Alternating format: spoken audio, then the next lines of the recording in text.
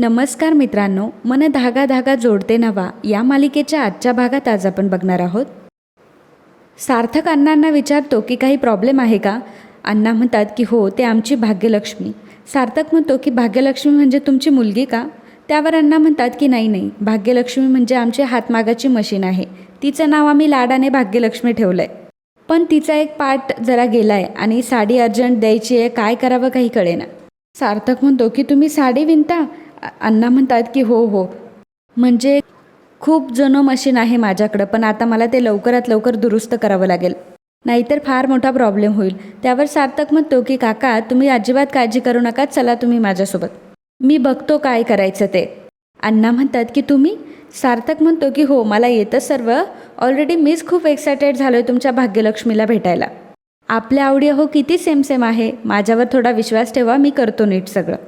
अण्णा म्हणतात की ठीक आहे आणि मग दोघंही घरी जायला निघतात. माफ करा मित्रांनो, पण जर तुम्ही चॅनलवर नवीन असाल किंवा अजूनही चॅनलला जर सबस्क्राईब केलं नसेल तर प्लीज सबस्क्राईब करा आणि बेल आयकॉनवरही क्लिक करा. स्टार प्रवाहावरील सर्व मालिका तुम्हाला आमच्या चॅनलवर बघायला मिळतील. धन्यवाद. तर इकडे शकुताई आनंदीला म्हणत असते की आपल्या भाग्यलक्ष्मीचा पाठ तोडला त्या माणसाने. आता मी तर म्हणते की त्याचा हात तोडून असाच त्याच्या गळ्यात पडला पाहिजे. मला तर आता खूप राग येतो त्या माणसाचा. बघ ना कुठपर्यंत मजल गेली त्या माणसाची. त्यावर आनंदी म्हणते की त्याचं जाऊ दे शकू, पण सगळ्यात आधी आपण आपली भाग्यलक्ष्मी कशी नीट करायची याचं बघूयात.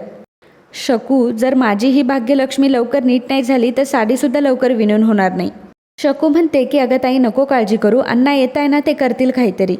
पण मी तुला एक सांगू का, ह्या माणसाला तू असंच सोडू नको. आज त्यांनी आत्ता हे केलंय, उद्या भलतंच काहीतरी करेल.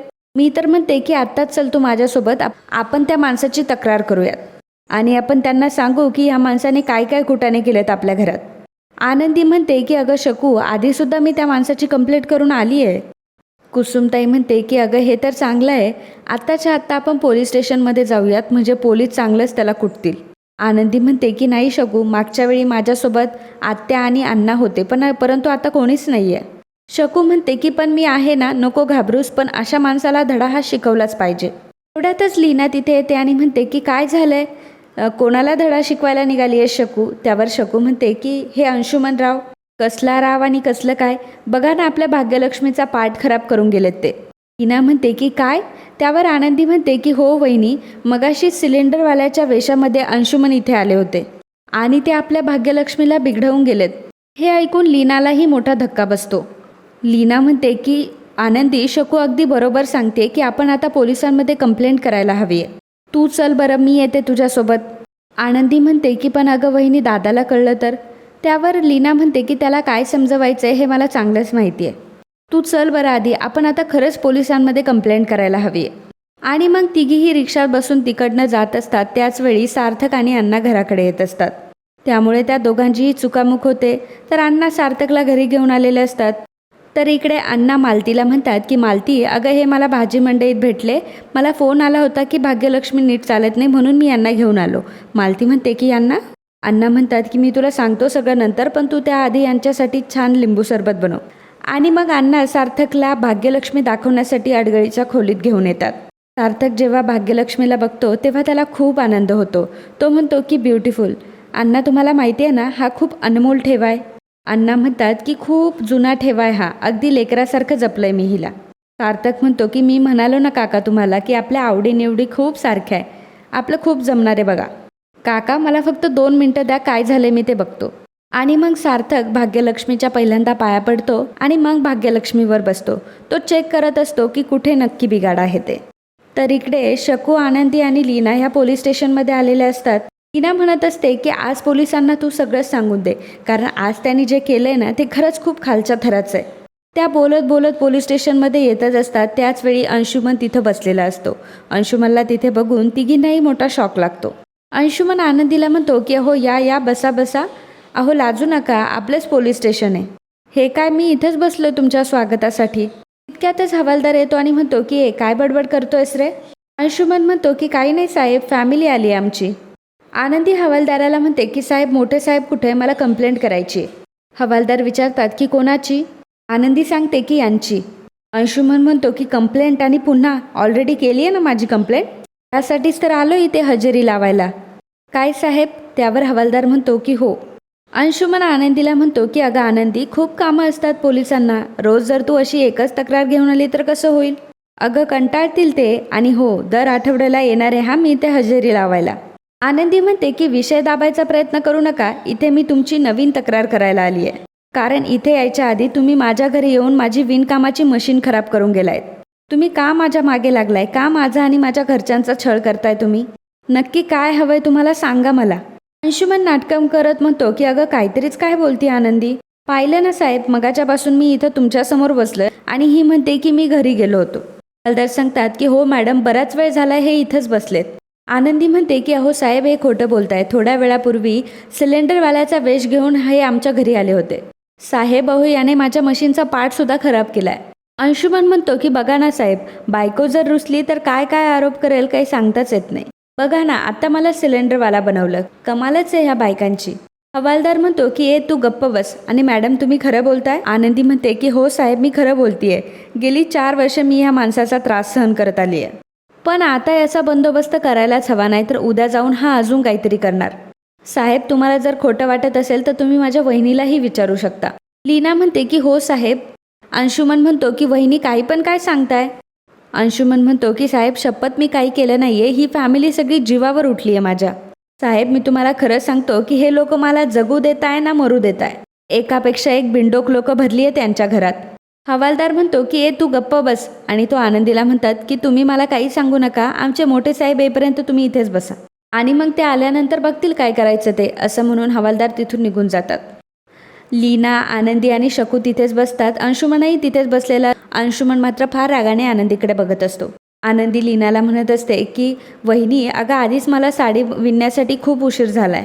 त्यातच जर माझा असा वेळ जात राहिला तर माझं काम कसं पूर्ण होणार आहे?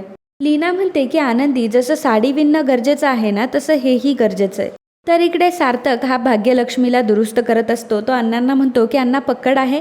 अण्णा सार्थकला पक्कड देतात. सार्थक अगदी प्रेमाने भाग्यलक्ष्मीला नीट करत असतं, कारण जुन्या हातमागाच्या मशीनवर त्याचंही खूप प्रेम असतं. अगदी प्रेमाने तो हे सर्व करत असतो. अण्णा देखील फार कौतुकाने त्याच्याकडे बघत असतात. सार्थक म्हणतो की काका, झालं बरं का सगळं ठीक, फक्त तेवढं निघालं होतं. अण्णा हात जोडून म्हणतात की तुमचे आभार कसे मानू तेच कळत नाहीये. अहो, तुम्हाला हे सर्व कसं काय जमतं? सार्थक म्हणतो की अहो काका, मी याचा कोर्स केलाय आणि माझा पण बिझनेस आहे. आणि मग बिझनेस म्हटल्यावर सगळ्या गोष्टींची माहिती पण असावी लागते म्हणून. अण्णा म्हणतात की अरे वा, छान आहे की. सार्थक म्हणतो की पुन्हा एकदा तुम्ही चालून बघा, म्हणजे तुम्हाला कळेल. अण्णा सार्थकचे आभार मानतात. तेव्हा सार्थक म्हणतो की अहो, तुम्ही का सारखे माझे आभार मानताय? अहो, इथं खरं तर मी स्वतःच्या स्वार्थासाठी आलोय. जर मी इथं आलो नसतो तर इतकी दुर्मिळ वस्तू मला बघायला तरी मिळली असती का? छान आहे बरं का तुमची भाग्यलक्ष्मी. अण्णा म्हणतात की ही लेक आहे हो माझी मोठी, आणि तुम्ही त्या दिवशी फोनवर बोललात ती छोटी लेक. अण्णा आनंदीबद्दल सार्थकला सांगतच असतात, परंतु त्याचवेळी सार्थकला फोन येतो. सार्थक म्हणतो की हो हो ठीक आहे, मी आलो. तो अण्णांना म्हणतो की काका चला, मला आता निघावं लागेल, मला खूप उशीर होतो. अण्णा म्हणतात की नाही नाही, मी आज तुम्हाला असं अजिबात जाऊ देणार नाही, तुम्हाला चहा कॉफी काहीतरी घ्यावंच लागेल. सार्थक म्हणतो की अहो काका, आत्ता नका, मी एक काम करतो, वेळ काढून जेवायलाच येतो मी तुमच्याकडे. अण्णा म्हणतात की नक्की ना? सार्थक म्हणतो की हो नक्की नक्की, अगदी प्रॉमिस. आता मला जावंच लागेल, असं म्हणून सार्थक तिथून निघतो. तर इकडे रेश्मा बेनारेला म्हणत असते की सगळ्या लोकांचे व्हिडिओ आलेत का? बेनारे म्हणतो की हो सगळ्यांचे आले, 2-4 लोकांचे बाकी आहेत, त्यांचे पण येतील. बघायचे आहेत का तुम्हाला? नाही, बघा ना बघा. रेश्मा म्हणते की नाही, इट्स ओके. बेनारे म्हणतो की त्या राहिलेल्या कॅन्डिडेट आहे ना, त्यांचं सुद्धा आलंय, आनंदी वर्तक यांचं. त्यावर रेश्मा आनंदीचं नाव ऐकून म्हणते की बघू दे जरा मला. बेनारे म्हणतो की नाही नाही, तुम्ही तर आधी म्हटला होता की तुम्हाला नाही बघायचं, बरं जाऊ द्या बघा. आणि मग ते रेश्माला आनंदीचा व्हिडिओ दाखवतात. आनंदी त्यावर साडी विणत असते. बेनारे म्हणतो की काय मस्त काम करताय नाही? रेश्मा रागवते आणि म्हणते की नुसत्या व्हिडिओवर विश्वास ठेवण्यात काय अर्थ आहे? बेनारे, आपण स्पर्धेच्या रूलमध्ये सांगितलं नव्हतं का इन्स्पेक्शन करायला? मग आपण बघणार नाही का? आपण आता जाऊन बघायलाच हवं की ह्या स्वतः करताय की कोणाकडून करून घेताय. बेनारे म्हणतात की ते असं कशाला करतील? रेश्मा म्हणते की लोक बक्षीस मिळवण्यासाठी काहीही करतील. कोणावरही विश्वास ठेवता येत नाही. शेवटी 21 लाख रुपये बक्षिसाची, आणि ती रक्कम मिळवण्यासाठी कोणी काहीही करू शकतो. बेनारे म्हणतात की हो बरोबर आहे तुमचं, मग कोणाकडे जाऊयात आधी? त्यावर रेश्मा म्हणते की आपण आता पहिल्यांदा हिच्याकडेच जाऊयात. बेनारे म्हणतात की आनंदी वर्तककडे? रेश्मा म्हणते की हो. बेनारे म्हणतात की ठीक आहे, तुम्ही म्हणाल तसं. तर इकडे आनंदी हवालदारला विचारत असते की साहेब कधी येणार आहे मोठे साहेब? तेवढ्यातच मोठे साहेब तिथे येतात. तेव्हा आनंदी साहेबांना म्हणते की साहेब मला कंप्लेंट करायची आहे. त्यावर साहेब विचारतात की परत. आनंदी म्हणते की हो साहेब. आता मात्र अंशुमन चांगलाच घाबरतो. तर मित्रांनो, आजचा हा भाग इथेच संपतो. पुढील भागात आपल्याला पाहायला मिळणार आहे रेश्मा आनंदीला ओरडत असते आणि म्हणते की इम्पॉसिबल, ह्या मुलीने तिच्या वडिलांची मदत घेऊन हा रूल तोडलाय आणि आत्ताच्या आत्ता ही त्या स्पर्धेतून आऊट होतीये आणि हे एकदम फायनल आहे. अण्णा म्हणतात की मॅडम, माझ्या आनंदीला असं बाहेर काढू नका, तिच्यावर विश्वास ठेवा, तुमचा काहीतरी गैरसमज होतोय. अण्णा अगदी रेश्माच्या पाया पडत असतात. ते म्हणत असतात की मी तुमच्या पाया पडतो, पण खरंच माझ्या आनंदीची याच्यात काहीच चूक नाही आहे. अण्णा जेव्हा रेश्माच्या पाया पडत असतात त्याचवेळी सार्थक तिथे येतो आणि म्हणतो की थांबा काका, याची काहीच गरज नाही आहे, होईल सगळं ठीक. त्यावर आनंदीला आणि अण्णांना दोघांनाही खूप दिलासा वाटतो आणि सार्थक मात्र रेश्माकडे खूप रागाने बघत असतो. तर मित्रांनो, असेच मन धागा धागा जोडते नवा या मालिकेचे अपकमिंग ट्विस्ट बघण्यासाठी आत्ताच आपल्या चॅनलला सबस्क्राईब करा.